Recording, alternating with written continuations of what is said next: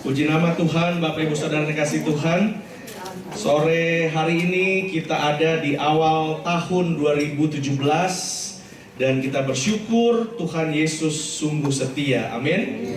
Dia selalu setia dalam kehidupan kita dan kesetiaannya akan semakin ia nyatakan di dalam tahun yang baru. Puji nama Tuhan. Bapak Ibu Saudara dikasih Tuhan, di awal tahun ini atas anugerah Tuhan saya mau membagikan apa yang Tuhan taruhkan supaya ini membantu kita semua untuk dapat menjalani setiap kehidupan kita di tahun yang baru, di tahun 2017. Seperti tadi malam kita sudah sama-sama dengar bahwa di dalam kehidupan kita harus membuat sebuah rencana buat kehidupan kita, keluarga, pekerjaan, dan segala sesuatu.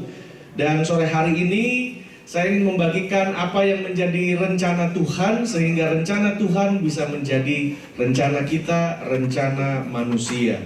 God's plan become man's plan. Oh, bisa dicabut Mas Firman. Nah, Bapak Ibu Saudara dikasih Tuhan, adalah satu kebijaksanaan.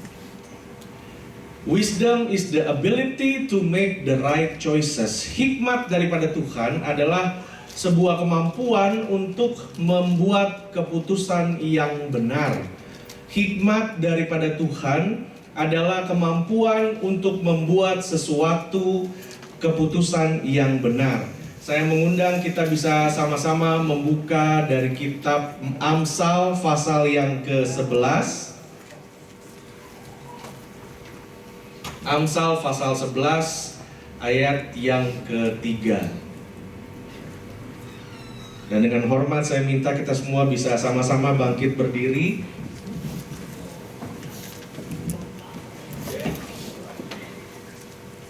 Amsal 11 ayat yang ke-3. 1, 2, 3. Orang yang jujur dipimpin oleh kebijaksanaan, tetapi pengkhianat diusap oleh kecurangan. Amin, puji nama Tuhan. Silakan duduk Bapak Ibu Saudara dikasih Tuhan. Saya percaya bahwa hidup kita dipenuhi oleh keputusan demi keputusan. Contohnya, apakah sekarang ini kita ada di pekerjaan kita yang memang sudah tepat buat kita?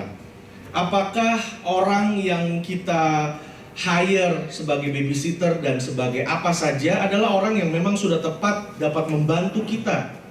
Apakah saya tinggal di rumah atau daerah yang memang cocok, memang baik buat saya dan keluarga? Dan semua itu ada di dalam setiap hari, setiap saat keputusan yang ada dalam hidup kita. Banyak kali di depan kita diperhadapkan kepada keputusan yang harus kita ambil, harus kita putuskan. Yaitu keputusan yang baik, keputusan yang bermoral, keputusan yang bagus. Namun apabila kita mau jujur, semua itu belum tentu adalah keputusan yang benar yang datang dari Tuhan bagi kita. Dan kita percaya bahwa apa yang Tuhan kerjakan dalam hidup kita itu semua merupakan janji kasih-Nya, janji penyertaan-Nya bagi setiap kita. Nah, Bapak Ibu Saudara dikasih Tuhan, kebanyakan Tuhan menuntun kita itu berlawanan dengan apa yang kita mengerti. Karena sebagai manusia, daging ini, hati ini, perasaan ini maunya banyak. Tapi apabila kita mau tundukkan diri kita dan kita mengikut apa katanya Tuhan, banyak kali hal-hal itu berlawanan dari apa yang kita mau. Nah, saya ada pertanyaan Bapak Ibu Saudara. Apakah sejarah hidup manusia itu sudah diatur oleh Tuhan sedemikian rupa? Apakah Tuhan itu sudah menakdirkannya sehingga kita manusia tinggal menjalankannya saja? Jadi pertanyaan yang pertama adalah, apakah hidup kita ini, sejarah hidup kita dari kita sejak kecil sampai saat ini, apakah semua itu sudah Tuhan atur, sudah Tuhan tetapkan, dan Tuhan sudah takdirkan semua itu, istilah katanya, sehingga manusia tinggal menjalankannya saja? Atau sebaliknya, pertanyaan kedua, apakah sejarah hidup manusia itu masih terbuka buat kita semua untuk mempunyai kuasa untuk menentukan dan membuat masa depan kita. Jadi bagian mana yang Bapak Ibu setuju? Yang pertama, Tuhan sudah tetapkan semua itu sehingga kita tinggal menjalankannya. Atau bagian yang pertanyaan kedua, yaitu manusia juga mempunyai kendali atau kuasa, sehingga sejarah hidup manusia itu masih terbuka dan kita punya kuasa untuk menentukan masa depan kita sendiri. Kira-kira bisa dimengerti pertanyaannya Bapak Ibu Saudara? Bagaimana hidup kita di dalam Tuhan itu, apakah sudah diatur oleh Tuhan? Atau hidup kita itu masih terbuka supaya kita itu ada kuasa atau ada kemampuan buat kita untuk menentukan masa depan kita? Nah, di sini saya ingin membagikan bahwa apa yang Alkitab akan ajarkan, bahwa Amsal 16, Bapak Ibu bisa sama-sama buka Amsal 16 ayat yang ketiga. Amsal 16 ayat yang ketiga.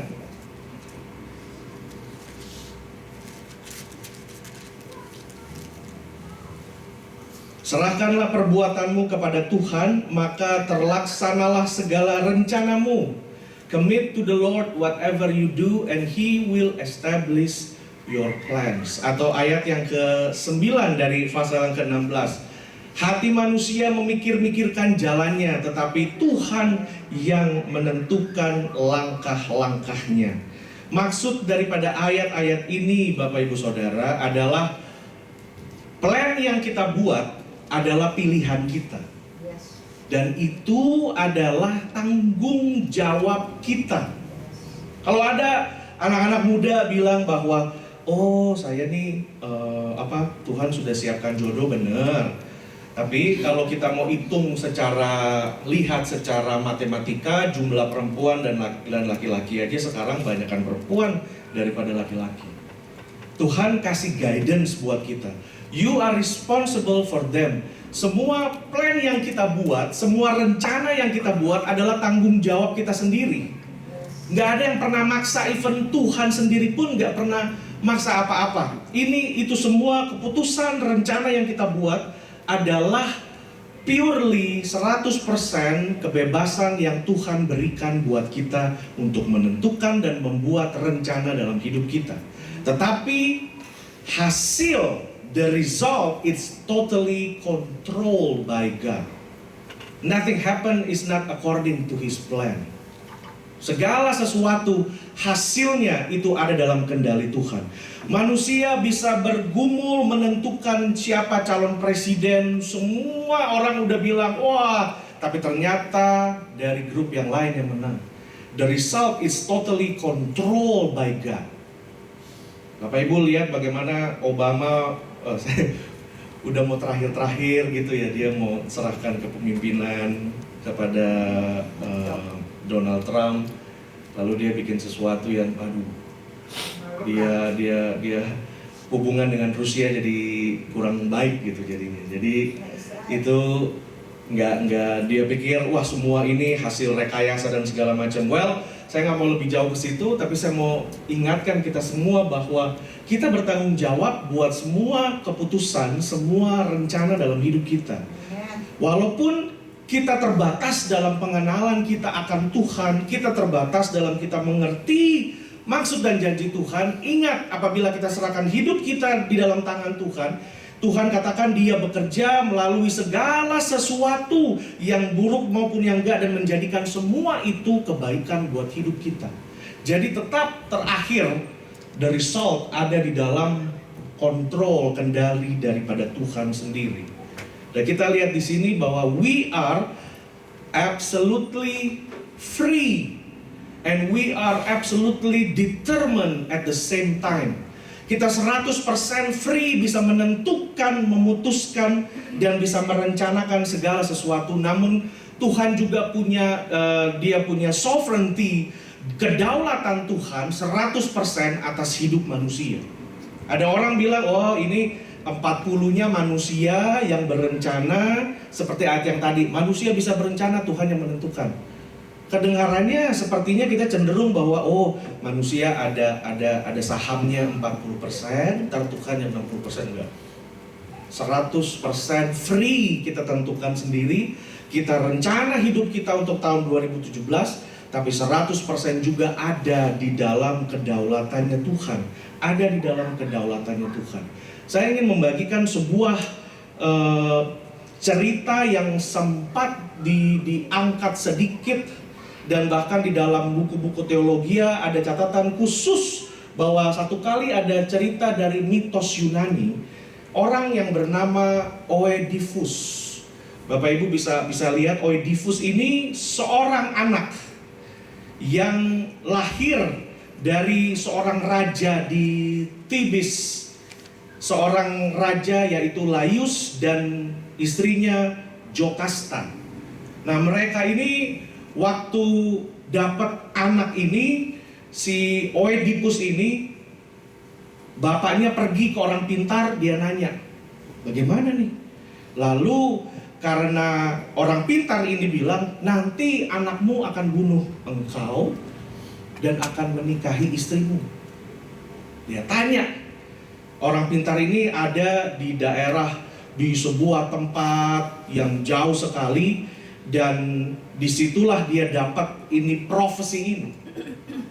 Profesi ini, ada yang bilang mitos, ada yang bilang kejadian beneran. Tapi Oedipus ini sekarang di dalam dunia fisiologi ada istilahnya Oedipus kompleks. Nah, anak Oedipus ini begitu bapaknya dan ibunya tahu, bapaknya tahu dari seorang pintar bahwa oh, anak ini akan jadi seperti ini. Makanya dari situ anak ini dari kecil kakinya dipatahin. Dan akhirnya dikasih kepada orang lain, kepada salah satu gembala pembantunya di istana itu. Dan pendek cerita, anak ini akhirnya diadopsi oleh raja dari bangsa lain. Diadopsi oleh raja dari bangsa lain. Nah, diadopsi waktu dia besar, anak ini pergi juga ke orang pintar yang sama. Nah, orang pintar ini bilang, oh Oedipus, nasibmu nih udah dilihat di sini, di tanganmu itu udah ada nasibmu. Kamu bakal bunuh ayahmu dan kamu akan menikahi ibumu, gitu-begitu. Tapi karena Oedipus nggak percaya, instead of dia kembali ke negaranya, ke bangsanya, dia pergi. Ternyata tanpa dia tahu, dia sadar dia pergi ke negara tempat bapak kandungnya. Waktu di perjalanan dia ketemu sama raja ini, lagi naik kereta kuda. Dia ketemu sama bapaknya, dia nggak tahu itu bapaknya. Akhirnya di situ ribut antara dia dengan tentaranya, berkelahi sedemikian rupa, sampai akhirnya bapaknya sendiri mati sama dia. Mati sama dia, pertama, sepertinya profesi yang pertama itu terjadi beneran. Tapi kembali di sini bahwa kalau dia memutuskan saat itu, saya nggak mau ribut deh. Saya nggak mau ribut, saya nggak mau ini. Saya cari jalan lain aja. Tetap dia punya 100% free atas keputusannya dia sendiri. Bukan berarti apa yang disebut orang, oh ini kamu anak ini segala macam, nanti masa depanmu tuh di tanganmu semua, jadi nggak benar. Semua tergantung ada di keputusannya kita sendiri dan plan dari hidup kita. Karena keputusannya salah, makanya di dalam Amsal di situ dikatakan orang yang hatinya tidak bijak akan terus berjalan dan keputusannya akan memimpin kepada kesusahan. Nah, orang yang tidak bijak inilah keputusannya salah, akhirnya sepertinya apa yang menjadi nasibnya dia benar. Walaupun dia nggak tahu pada saat itu bapaknya yang dia bunuh, dia nggak tahu. Tapi kalau kita lihat ceritanya, kayaknya benar nih. Singkat cerita dia jalan terus sebelum dia masuk ke kota atau ke tempat di mana bapak aslinya itu tinggal di situ dengan ibu aslinya. Dia ketemu dengan satu istilahnya satu monster besar. Monster besarnya ini mau lawan dia tapi pakai teka-teki. Makhluk apa yang kalau pagi berjalan dengan 4 kaki, kalau siang berjalan dengan 2 kaki, dan kalau malam berjalan dengan 3 kaki? Makhluk apa tuh? Manusia. Manusia waktu kecil belum bisa jalan, Dia crawling, kakinya 4, ya kan? Udah siang, dia udah besar, kakinya 2. Udah malam, udah tua, kadang 3, kadang 4 lagi. Kadang walker, kadang tongkat. 3. Jadi si Oedipus ini bilang, manusia, wah monster ini kalah, akhirnya lenyap. Masuklah dia ke istananya itu. Dari istana itu semua menyambut dia. Wah, kamu nih hebat. Belum pernah ada orang yang bisa melewati monster itu. Kamu hebat sekali. Karena kehebatanmu, makanya di sini kita ada peraturan. Siapa yang bisa membunuh monster itu dan segala macam. Pas kebetulan raja kita baru mati. Karena itu dia mempunyai hak, karena dia menang melawan monster itu, dia harus menikahi princess yang rajanya baru mati. Wah, itu sepertinya gimana saudara? Apakah kalau dibaca kelihatannya, oh nasibnya benar tuh. Tapi semua ada di dalam 100% free, kita punya keputusan. Kalau kita dari kecil, kita pernah dengar mungkin orang tua kita pernah buat salah. Orang tua, kayak kita sekarang jadi orang tua. Nobody is perfect. Kita mungkin orang tua pernah marah, pernah keluar kata-kata, kamu ya, nanti tunggu kalau kamu punya anak, punya cucu, baru kamu rasakan. Begitu kita lagi ada dalam kesulitan, satu kali, terus kita tiba-tiba bisa ingat, wih benar tuh ya, apa kita ini dikutuk kali? Enggak. Itu semua tergantung 100% keputusan yang kita buat. Dan 100% ada dalam kendali tangannya Tuhan. Dan kalau kita lihat Oedipus ini sebenarnya, kalau dilihat, oh ini memang sudah nasibnya dia begitu. Tapi sebenarnya kalau dia nggak mau lawan bapaknya itu, dia mungkin nggak akan masuk ke situ, nggak akan ketemu itu monster untuk jawab teka-teki itu, nggak akan. Nah kita lihat di situ Bapak Ibu Saudara, saya mau ambil contoh satu lagi dari Alkitab, yaitu apa yang terjadi dengan Paulus. Waktu Paulus di dalam misinya pergi, di dalam Kisah Para Rasul 27 ayat 22 sampai 25. Angin tofan badai melanda. Makanya Paulus bilang, aku tuh pernah dipukul berapa kali berapa dan segala macam. Pernah kapalku pernah kandas dan lain-lain. Nah ini kejadian salah satunya.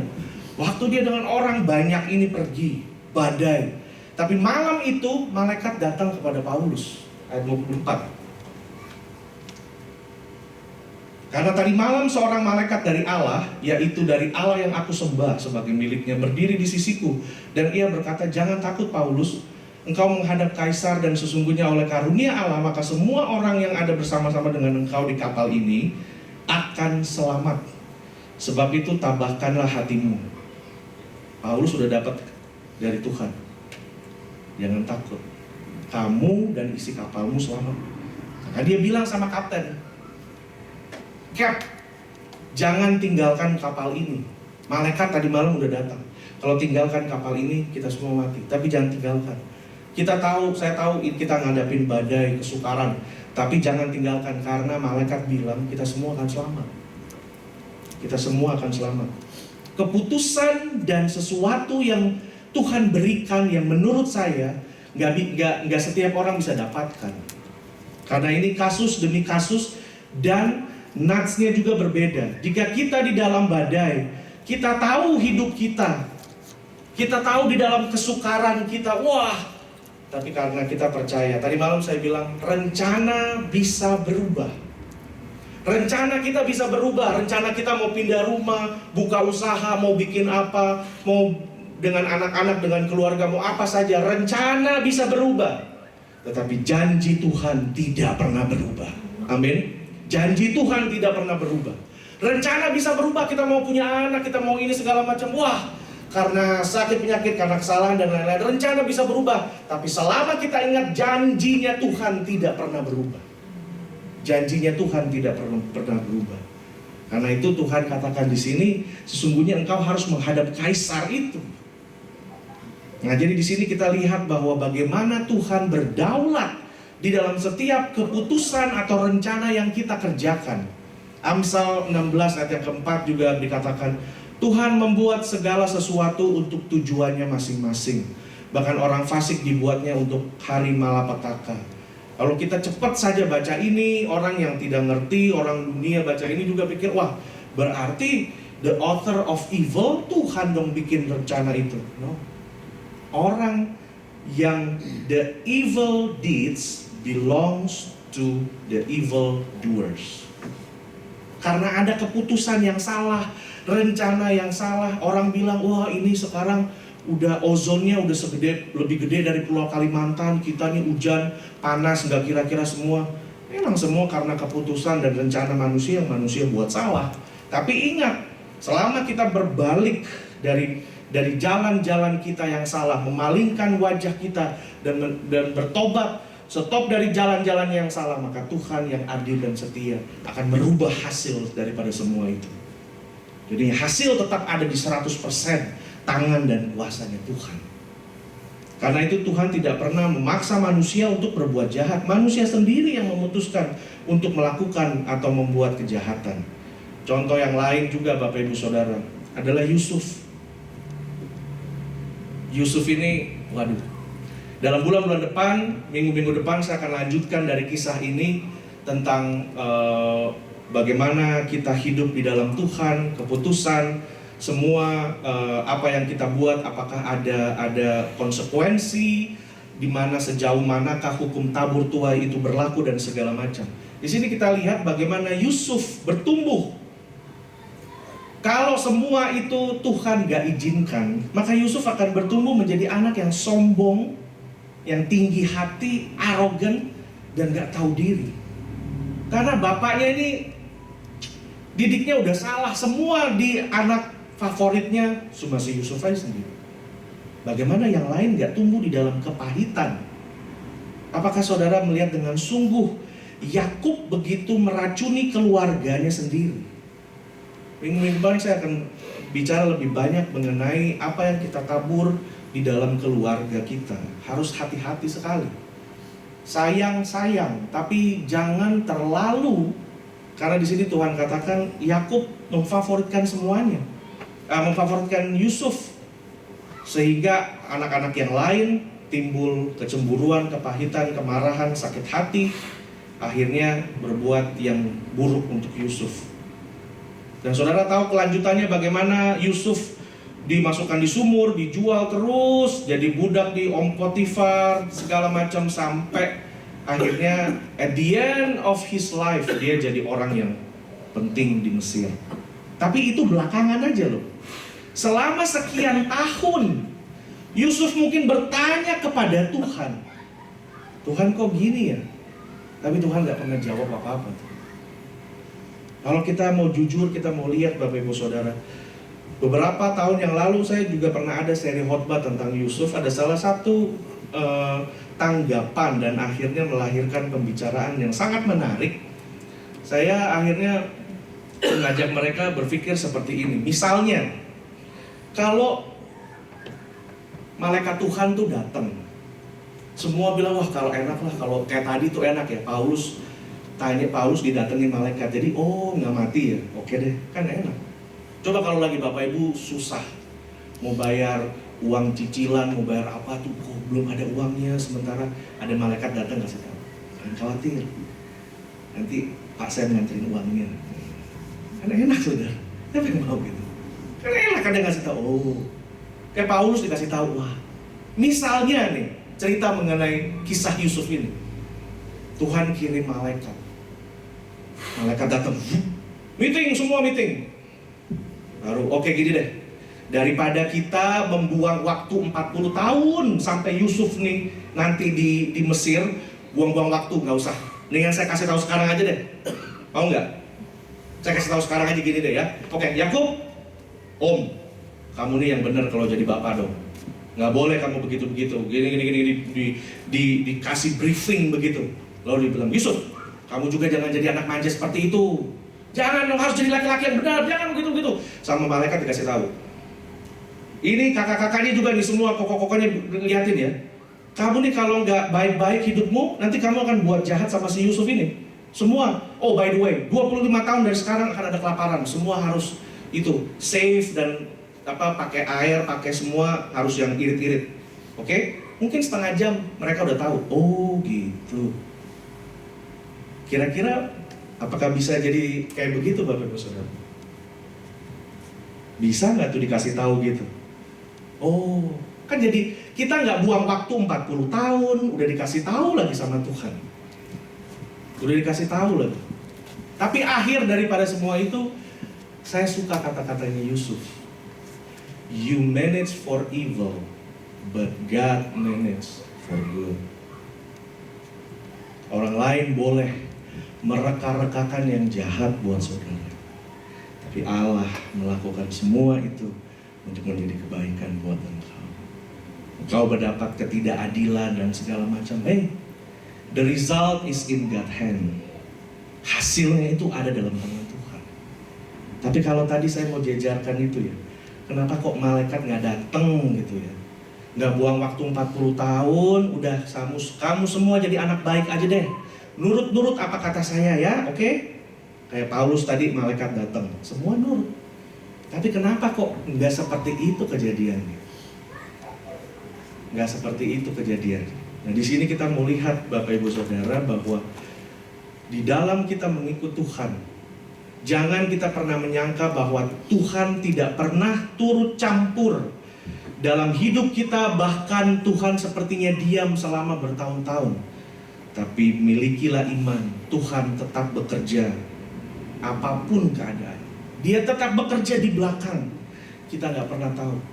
Yusuf dengan begitu, saya percaya dia pasti berdoa siang malam nggak habis-habis bilang, Tuhan kenapa? Tapi seperti itu Bapak Ibu Saudara. Sebelum saya lebih lanjut ke menjelaskan tentang skenario yang tadi saya cerita, saya ingin bagikan bahwa banyak orang datang kepada Tuhan atau datang kepada pendeta bilang, wah ini saya punya ini nih, saya mau tanya advice dari Tuhan dan lain-lain. Ada satu kebenaran yang saya dapatkan bahwa you have to pay the price for guidance, for advice. Segala sesuatu dalam hidup kita ada harga yang harus dibayar. Untuk jadi orang yang gagal pun ada harga yang harus dibayar.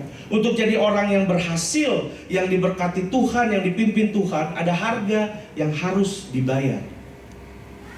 You have to pay the price for the guidance.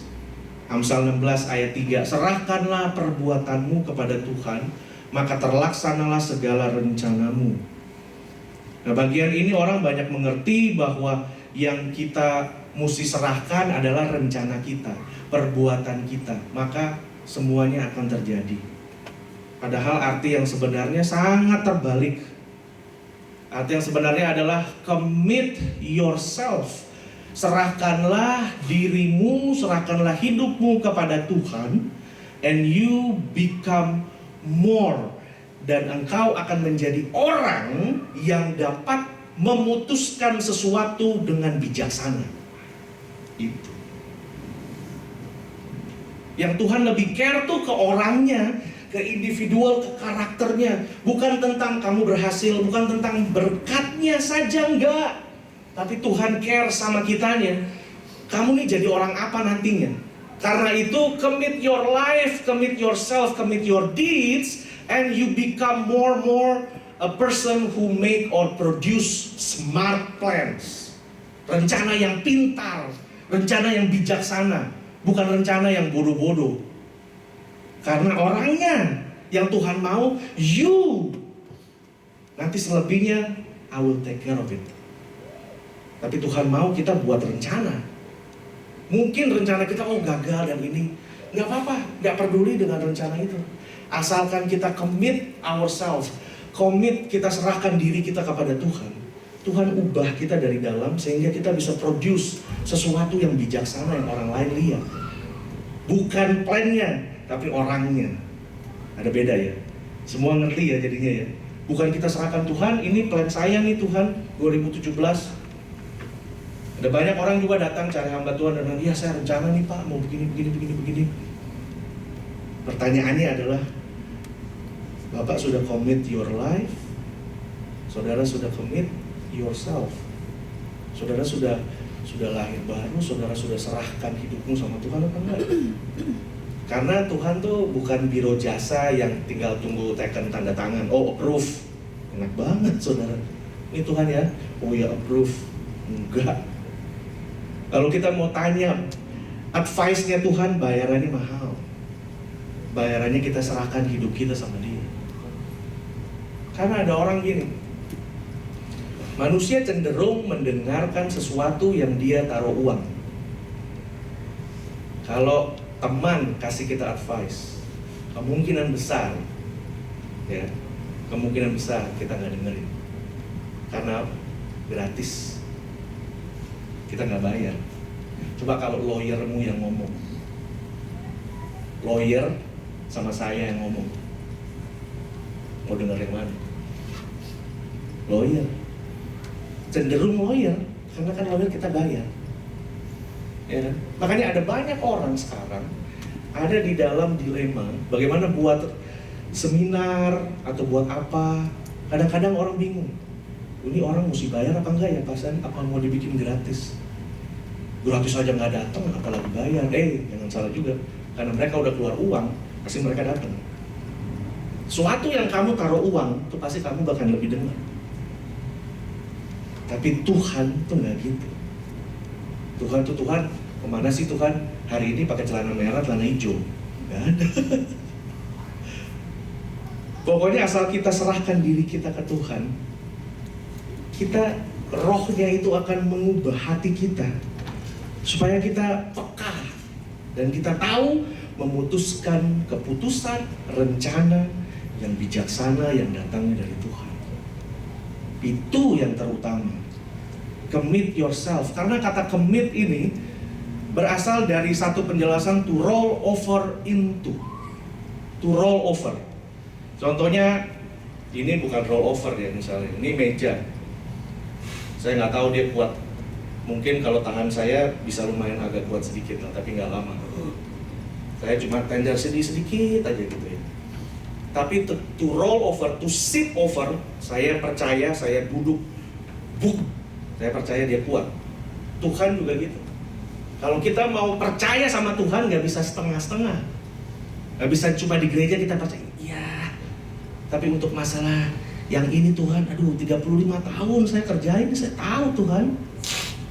Tapi di situ dikatakan unconditionally trust God for all things that happen in your life.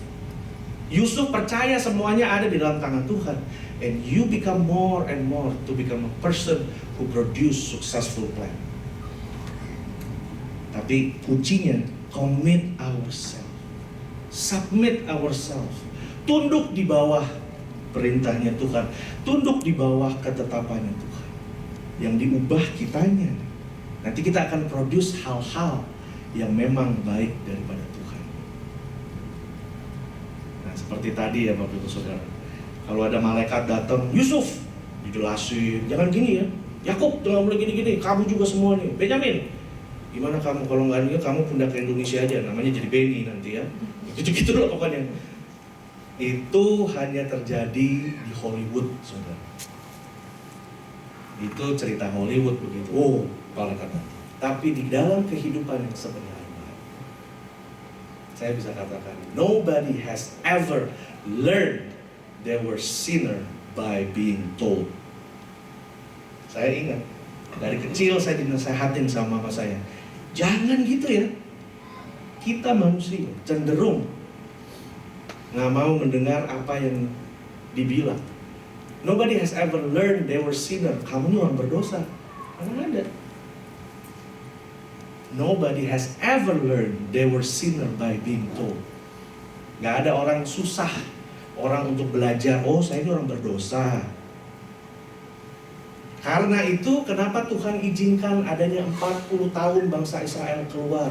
Karena itu Tuhan izinkan selama puluhan tahun Yusuf menderita sekian banyak. Karena kebenaran ini. Nobody has ever learned they were sinner by being told. No one has ever learned about their flaws. Gak ada orang yang bisa mempelajari bertobat. Nggak ada orang yang bisa bertobat hanya karena diomongin, kamu harus bertobat. Susah. It has to show. Orang itu harus mengalami sendiri baru bisa berubah. Saya ngomong nih realita apa enggak nih? Benar apa enggak Bapak Ibu Saudara? Harus ngalamin. Nggak bisa orang bertobat, ini Pak katanya mau bertobat nih Pak, saya tolong doain. Sebelum doain saya bilang, kamu harus bertobat ya, kamu orang berdosa. Padahal orang baik gitu. Hah? Dosa apa Pak? Istri saya satu, saya pegawai baik ini. Harus ngalamin sendiri. Yusuf ngalamin, semuanya dialamin. Baru karakternya berubah, nggak jadi anak yang manja lagi. Kalau dia nggak melalui proses itu, nggak bisa dia jadi pemimpin, nggak bisa jadi pemimpin. Harus dialami dan dilihat oleh mata. And until you see your flaw, sampai engkau lihat kekuranganmu di mana, kan kau mengalami sendiri, baru engkau bisa berubah. Istilahnya sampai kejedot tembok, iya ya, saya ini memang sok tahu orangnya, saya memang begini, baru sadar. Karena itu kadang Tuhan ngalamin, dikasihlah semuanya itu terjadi supaya kitanya bisa bertobat, supaya kita bisa belajar. Karena nggak semua orang tuh seperti Paulus. Malaikat datang, kamu nggak mati nanti gini. Nah kalau Paulus bilang, masa sih nggak mati gitu. Mau ngalamin. Karena nggak semua orang has ever learned they were sinner by being told. Cuma dikasih tahu, kamu orang berdosa. Orang yang bertobat nangis-nangis ke depan maju, itu hidupnya tuh udah pernah ngalamin neraka di bumi, bottom rock, udah ngalamin segala macam, baru Tuhan, bener Tuhan. Itu kalau hidupnya plain aja begitu, mau bertobat juga susah. Kadang Tuhan bikin goyangin sedikit hidupnya. Ini kebentok sedikit, itu. Tapi tidak dibiarkannya tergeletak. The result 100% ada di tangannya Tuhan. Amin. 2017 Bapak Ibu Saudara. Mari kita buat keputusan yang baru, komitmen yang baru. Tuhan, saya mau sungguh-sungguh sama Tuhan ya. Saya mau 100% sama Tuhan. Supaya apa yang saya bikin nih, rencana saya, semua planning saya Tuhan, itu benar-benar Tuhan adalah plan yang lahir dari hubungan saya sama Tuhan. Until you see your flaws and experience, they're gonna control your life. Also, no one has ever learned that God loved them by being told. Nah, ini benar. Saya dari kecil dengar kalau ke gereja, Tuhan mengasihimu. Kadang-kadang saya pulang, masa sih? Hidup saya begini. Bahkan setelah saya selesai sekolah teologi sekalipun, usaha orang tua saya habis-habisan. Sampai nggak ada apa-apa, sampai cuma makan tuh bubur kacang, indomie, sama tempe. Saya masih sempat meragukan, Lord, really Lord, you love me? Karena semuanya tuh nggak bisa dibilang. No, Tuhan sayang sama kamu, no. Robin, Tuhan sayang sama kamu. Yeah, right. Semua sampai kita mengalami sendiri, baru kita ngakuin Tuhan, Engkau memang baik. Minggu yang lalu kita penyerahan anak. Kalau kita mau lihat kesaksian yang ada di belakang semua itu, kita bisa katakan, Tuhan, Engkau memang baik. Amin. Dibikin sama Tuhan supaya kita akhirnya bisa ngaku, iya Tuhan. Ngelihat, karena ngelihat. Gak bisa cuma diomongin tok. Melihat, karena itu Tuhan katakan baik jadi pendengar firman, tapi jadi pelaku. Karena waktu kita lakukan, kita experience, kita ngalamin, kita baru bisa, iya bener, Tuhan tuh ajaib loh. Tuhan tuh setia bener loh. Saya sampai tahun segini gak kepikir, padahal duit pas saya lihat cuma segini. Tapi selama 2016, anak-anak semua gak ada yang pernah satu hari makan cuma sekali, gak ada. Benar saudara? Sore ini Tuhan bicara jelas buat Bapak Ibu Saudara. Karena itu alami dan jadi pelaku supaya kita ngalamin, bener. No one has ever learned that God loved them by being told. Harus ngalamin. 2017 kita akan masuk di masa yang baru, di mana kita akan sungguh-sungguh lebih banyak lagi pengalaman kita sama Tuhan. Sore ini Bapak Ibu Saudara bisa minta sama Tuhan, Tuhan 2017 saya mau nih lebih banyak lagi mujizat yang saya alamin. Bukan supaya apa-apa, supaya saya bisa lebih kenal Tuhan itu siapa, dan orang lain, keluarga saya akan semuanya bisa diselamatkan karena mereka lihat Tuhan. Saudara, saya menikah sama Peggy juga dari awal. Saya udah tanya, kamu mau nikah sama saya? Keluargamu setuju gak? Saya bukan orang Chinese loh. Ya kita ngomong jujur-jujur aja kan. Kamu mau, nanti kalau gini mamamu, waduh, gimana? Orang tua kan kita punya ini sendiri. Sekarang saya jadi orang tua, saya tahu ya anak saya mau dapat orang yang baik dong. Nah kalau wah ini pendeta, makanya dari kitab Kejadian sampai Wahyu, tiap hari kitabnya dirobekin, disemur, bikin goreng gitu. Waduh, saya bilang sama Tuhan, kalau memang Dia yang Tuhan berikan, saya nggak mau nama Tuhan jadi malu gara-gara mereka lihat pendeta hidupnya nggak ada uang sengsara. Jangan tuh. Tapi saya nggak mau untuk jadi hebat, enggak. Tapi untuk semuanya biar nama Tuhan dipermuliakan. Saya bersyukur selama ada di Indonesia, sama bapaknya pun saya masih diperkenalkan sama teman-temannya. Ini menantu saya pendeta, and they are proud about it. Bukan karena siapa sih saya? Udah gemuk, botak gini, apa cakepnya? Apa bangga gitu, pikir. Saya selalu, itu yang jadi doa saya. Saya bilang, Tuhan, supaya mereka lihat Tuhan nih, yang bikin anaknya itu bahagia kawin sama saya. Bukan saya yang hebat, bisa apa, no.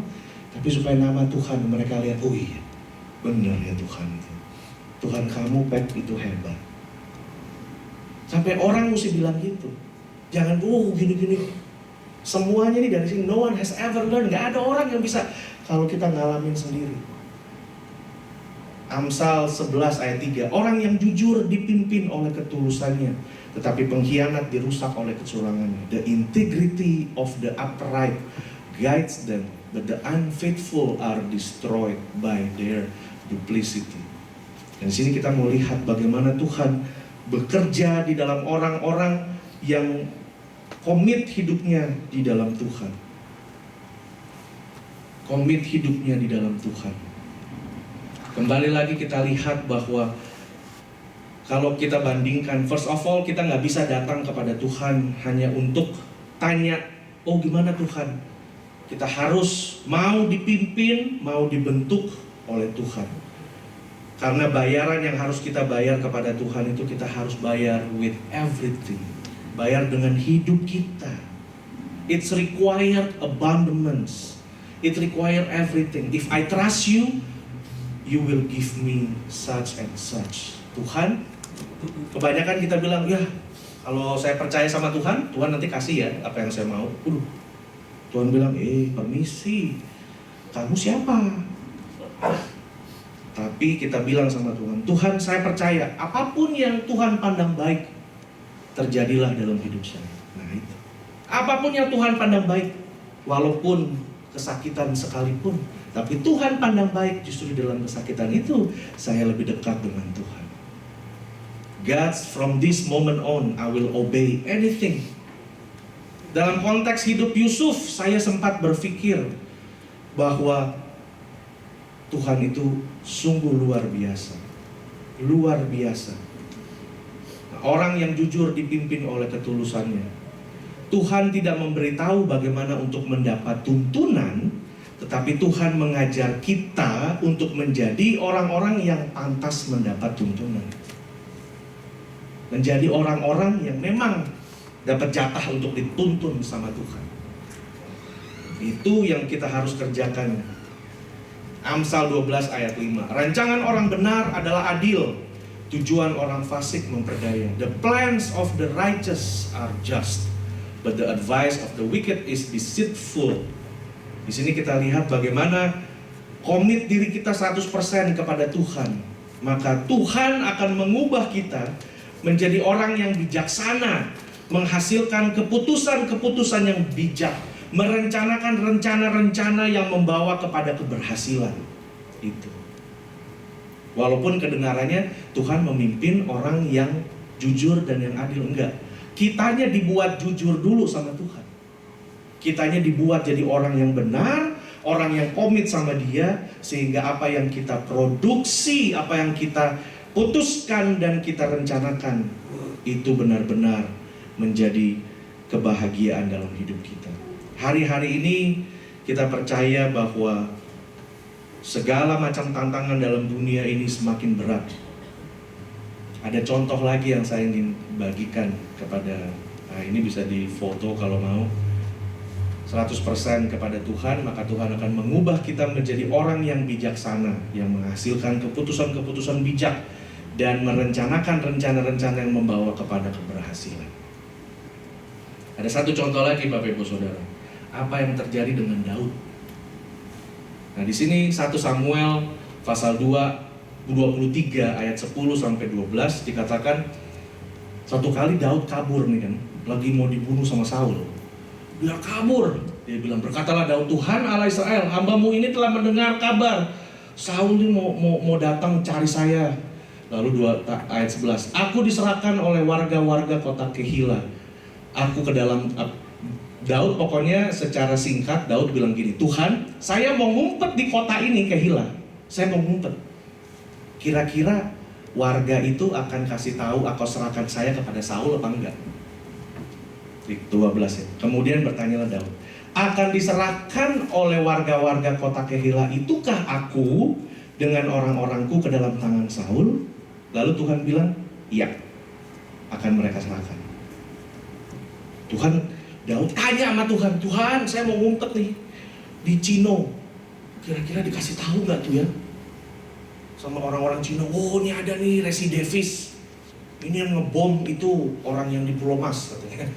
Ngumpet dari sana. Ini. Lalu Tuhan bilang, iya, dikasih tahu. Kalau kayak begini saudara, terus terang aja, saya juga suka kalau kayak begini. Jujur, banyak dari kita juga yang suka dengan konsep tentang Daud tanya petunjuk Tuhan. Kan enak, ada apa-apa tinggal, Tuhan, ini gimana ya? Oh, pekerjaan yang itu, pekerjaan yang ini. Tuhan bilang, oh yang itu aja, benefitnya bagus. Nah, oh oke. Enak ya. Semua gitu, diiniin. Tapi lihat Bapak Ibu Saudara bahwa saya juga tidak menganjurkan, ada banyak orang kadang-kadang mempergunakan bahwa, oh tergantung hati nurani lah, kalau rasanya damai, maka itu dari Tuhan. Saya tidak menganjurkan bagi saudara untuk tidak mendengar hati nurani.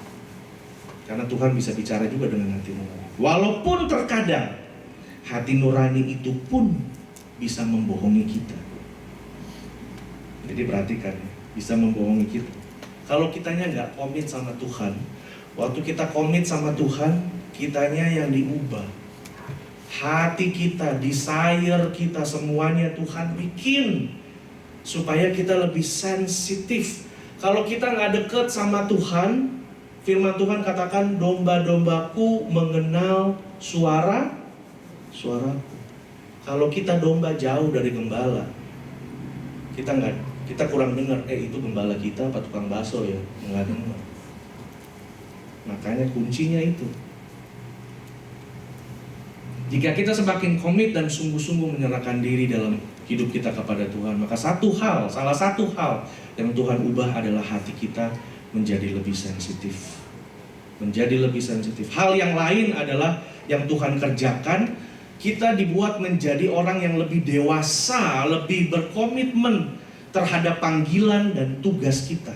Komit terhadap tugas kita. Saya pokoknya mau beribadah, saya mau melayani, saya mau fokus sama itu, saya nggak pusing dengan yang lain-lain. Sekarang saya mau kasih contoh dari Tuhan Yesus. Kalau misalnya kita bisa tanya sama Tuhan Yesus.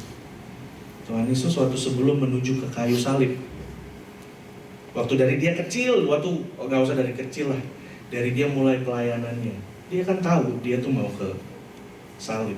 Bahkan Petrus pun bilang, waduh, amit-amit gitu loh. Jangan dong, masa Tuhan ke Yerusalem? Langsung kata Tuhan, iblis, minggir. Ya kan? Dia tahu dia bakal ke kayu salib. Tapi kalau mau ditanya, Jesus, do you have peace in your heart about the cross? Saudara pernah mikir itu gak? Agak dalam sedikit ya. Saudara pernah mikir kalau kita tanya sama Tuhan Yesus punya ada damai gak? Pasti dia bilang enggak. Damai dari mana? Mau dibunuh? Kok damai? Oh, salib. Dia berdoa aja tuh darah yang keluar, saudara. Mau damai. Tapi yang Tuhan kerjakan apa? Matanya fokus. Dia bilang, salib itu panggilanku. Panggilan aku hidup, salib. Panggilan saudara hidup itu apa? Fokus sama itu. Gak usah peduli sama yang lain. Gak usah peduli. Contoh yang lain lagi Bapak Ibu Saudara.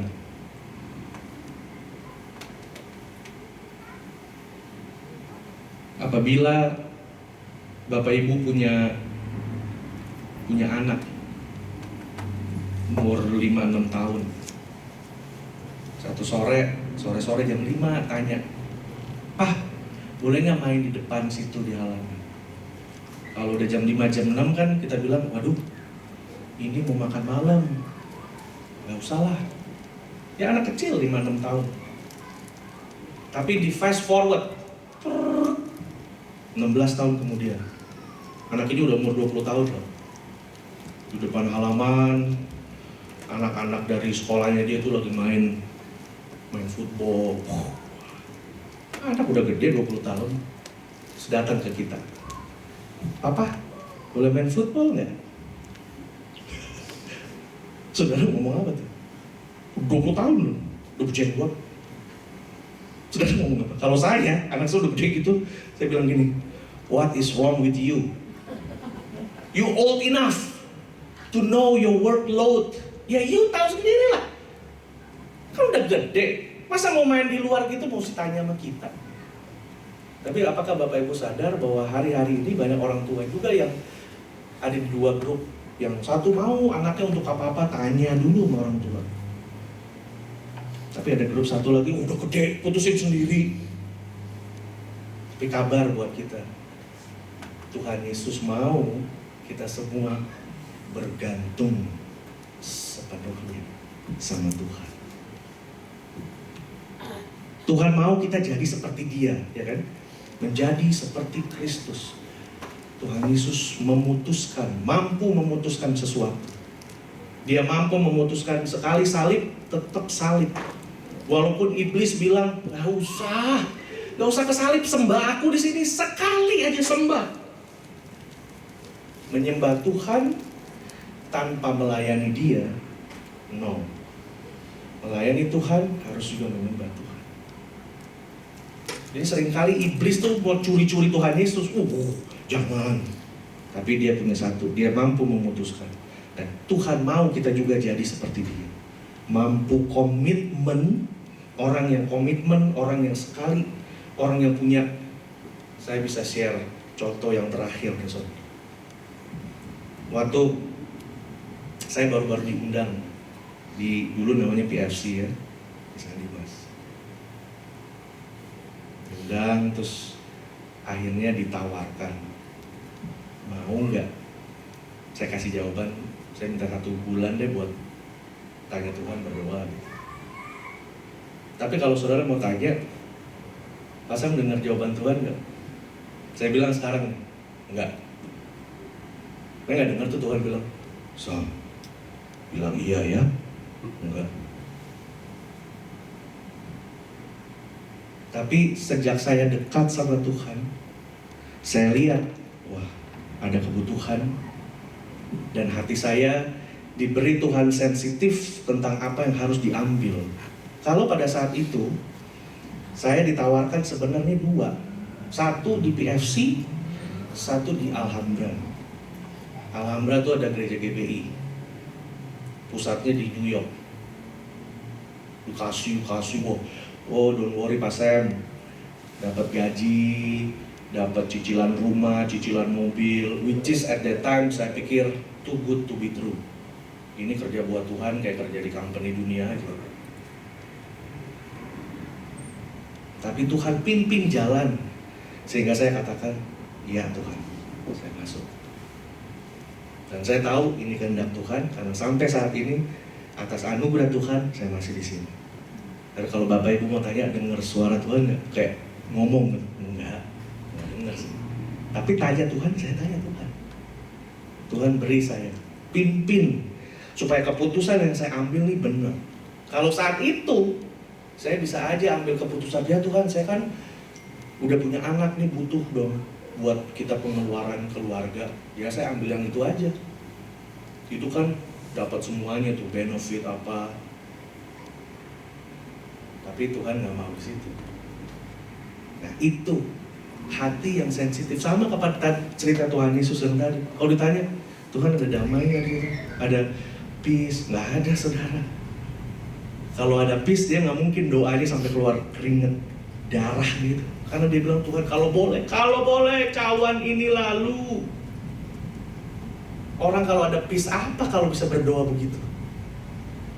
Nah sore ini mari kita fokus hanya kepada Tuhan. Komit lagi 2017 Tuhan, saya mau sungguh-sungguh. Nggak peduli apa. Saya tahu panggilan saya tuh untuk apa, saya tahu. Saya tahu saya harus jadi kepala rumah tangga, suami yang takut Tuhan, ayah dari anak-anak saya, opa dari cucu-cucu saya, semua saya percaya saya ini fokus sama itu saudara. Nanti lihat dan komit diri kita sama Tuhan. Bagaimana Tuhan akan kerjakan semuanya itu. Kalau bahasa Inggrisnya everything will fall to the places. Kayak main puzzle, semuanya kan. Oh, makanya di Amsal tadi jalan hidup orang benar. Nah, Tuhan akan kerjakan semuanya. Karena kitanya tuh sama Tuhan beres bos. Saya siap. Mau siap Tuhan, gak apa-apa. Kita mau keputusan ini, kita tahu ada campur tangan Tuhan secara ilahi di dalam hati kita untuk menentukan, berikan hikmat daripada Tuhan sehingga keputusan benar. Memutuskan ini, plan ini, kita mesti save buat anak-anak kita, buat sekolah, kita mesti save buat ini, kita mesti ini. Itu Tuhan yang kerja. Jadi malam hari ini ajakan saya buat kita semua Bapak Ibu Saudara. Saya percaya bahwa Tuhan mau kita menjadi seperti Dia, membuat keputusan yang berasal mempunyai hikmat daripada Tuhan. Dan saya akan tutup hal-hal ya jadi saya akan tutup dari Amsal 11 ayat 20 sampai 31. Orang yang serong hatinya adalah kekejian bagi Tuhan, tetapi orang yang tidak bercela jalannya diperkenankannya. Sungguh orang jahat tidak akan luput dari hukuman, tetapi keturunan orang benar, perhatikan, keturunan orang benar akan diselamatkan. Seperti ada satu bapak yang bilang, mama saya bukan Kristen, tapi mama dari mama saya, oma saya Kristen. Keturunan dari orang benar akan diselamatkan. Satu orang diselamatkan, seisi rumah akan diselamatkan. Seperti anting-anting emas di junggur babi, demikian perempuan cantik yang tidak susila. Keinginan orang benar mendatangkan bahagia. Nah, yang Tuhan mau kitanya benar dulu, mendatangkan bahagia semata-mata. Harapan orang fasik mendatangkan luka. Ini paling menarik. Ada yang menyebar harta tetapi bertambah kaya. Nah, menyebar harta. Makanya beda orang yang pelit sama orang yang berhikmat. Kalau pelit semuanya ini ada nyebarin harta, bertambah kaya. Ada yang menghemat namun selalu berkekurangan. Benar nggak? Ada kita lihat, kaya ya. Tapi hidupnya, mentalitasnya kayak mentalitas pembantu. Punya di rak makan ini semua bagus-bagus, tapi kalau di rumah minumnya pakai itu plastik yang asal dari McDonald. Nggak apa-apa juga sih, cuma maksudnya kita harus bisa bedakan Bapak Ibu Saudara. Kalau kita ini sama Tuhan, jadi di rumah saya juga begitu saudara. Soalnya kan itu kan mau pecah, karena punya anak-anak, mau apain juga itu. Jangan semua gini, hancur, dibinasakan sama Tio semua tuh, piring-piring hancur semua. Tapi ada yang mau menghemat tuh, jangan. Mau beri nggak buat Tuhan? Jangan, ini buat gini. Ya, selalu berkekurangan. Tapi orang yang tahu Tuhan, di mana hatimu berada, di mana uangmu berada, di situ hatimu berada. Di situ hatimu berada. Benar. Dulu saya, sayang-sayangin mobil di Indonesia.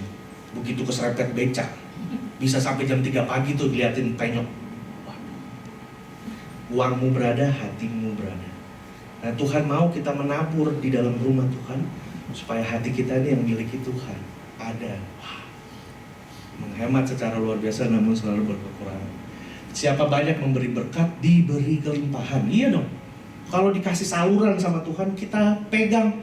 Tuhan mau kasih saluran, ini saluranmu aja mampet tuh, dipegang terus. Bagaimana saya mau kirim yang lain? Ini dong. Berkatnya semakin banyak, salurannya digedein bahkan sama Tuhan. Siapa memberi minum, ia sendiri akan diberi minum. Siapa menahan gandum, nah, ia dikutuki orang. Tetapi berkat turun di atas kepala orang yang menjual gandum. Siapa mengejar kebaikan, berusaha untuk dikenang orang. Tetapi siapa mengejar kejahatan, akan ditimpa kejahatan. Siapa mempercayakan diri kepada kekayaannya, nah, akan jatuh. Tetapi orang benar akan tumbuh seperti daun muda. Siapa yang mengacaukan rumah tangganya akan menangkap angin. Orang bodoh akan menjadi budak orang bijak. Itu. Saudara tahu nanti at the end, akhir zaman nanti, kekayaan orang yang tidak kenal Tuhan, itu yang pegang anak-anak Tuhan.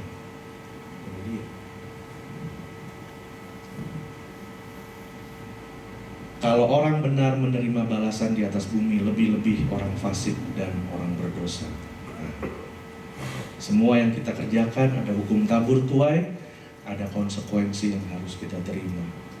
Karena itu, ajakan buat kita semua malam hari ini. Saya mengundang tim musik akan maju ke depan. Mari Bapak Ibu Saudara, seperti Tuhan Yesus yang fokus hanya kepada salib, fokus kepada panggilan hidupnya, udah gak mikir yang lain-lain. Tapi sore ini Tuhan memberi kesempatan buat siapapun Bapak Ibu Saudara yang mau komitmen, membuat komitmen yang baru dengan Tuhan, yang mau membuat komitmen yang baru dengan Tuhan, yang mau mengatakan, Tuhan, bukan jalan-jalanku tapi jalan-jalanmu. Biar apa yang aku perbuat, apa yang aku putuskan, apa yang aku rencanakan, semuanya ini bisa kembali menjadi berkat buat aku dan nama Tuhan dipermuliakan.